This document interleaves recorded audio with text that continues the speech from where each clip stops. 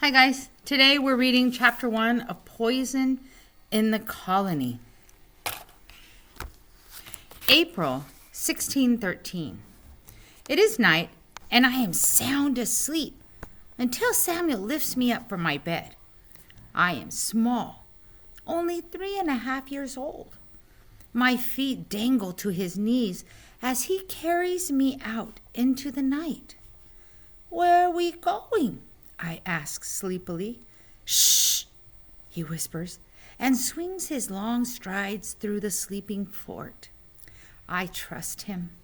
He has always been like a big brother to me, a part of our family, as he has no other family. I know that he saved my life and my mother's life when I was a tiny baby. "I need you to use your knowing," he said to me.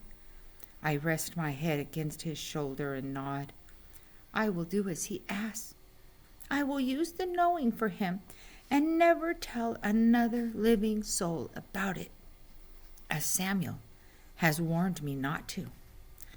A cat scurries out of our way. An owl calls her eerie, "Hoo, hoo, hoo." "They have kidnapped Matoaka," he says. "They took her away from her family and hid her here. I want you to tell me where she is." He has stopped walking now. We are at the center of the fort, near the huge cook pot.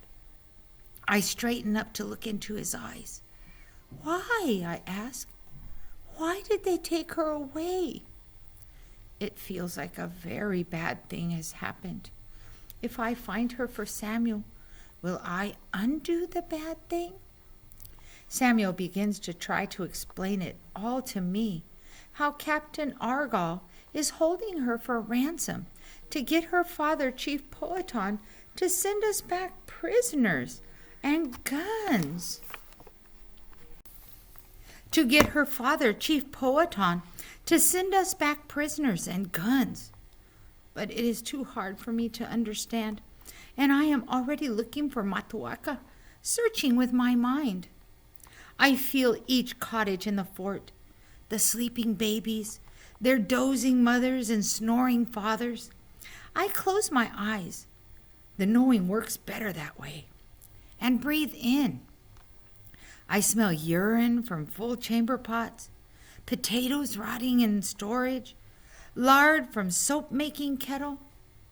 I try to remember Matoaka. Samuel took me to meet her only once in the Patawomek village. I played with her little baby boy, and she gave me a string of white shells to wear as a necklace. I try to remember the feel of her straight, proud back, her sparkling dark eyes, and long black hair. Her laughter as she and Samuel shared stories about when they were children, told half in English and half in Algonquian. Her husband, Kokowam, a strong young man with gentle hands, patted me on the head and said, "Neto Pew." Samuel said it meant friend. I take the feeling of her and send my thoughts out to search. "Matoaka, where are you?" A breeze lifts the dust and makes me cough, and it comes to me like the ping when the blacksmith hits the anvil just right, or one loud, clear note played on a flute. I know where she is. I wriggle down from Samuel's arms and pull him past the cook pot, between the chicken coop and the barn, past the church to the Reverend's cottage. Here. I lay my hands against the wattle and daub of the cottage. She is here. Samuel growls and grumbles something about them hiding their treachery behind piety, words I don't understand until I'm older. Then he drops to his knees and sets to work, widening a hole in the wattle and daub already started by the rats. He pulls off chunks until the opening is as big as his fist. Then he leans in and whispers loudly, "Matoaka, he says, using the name only her family and close friends use. It's us, Samuel and Jenny. We've come to get you free. We hear the soft padding of bare feet. I push Samuel out of the way. I want to touch Matuaka, to give her some comfort. I reach my hands inside and feel her cold, shaky hand grasp mine.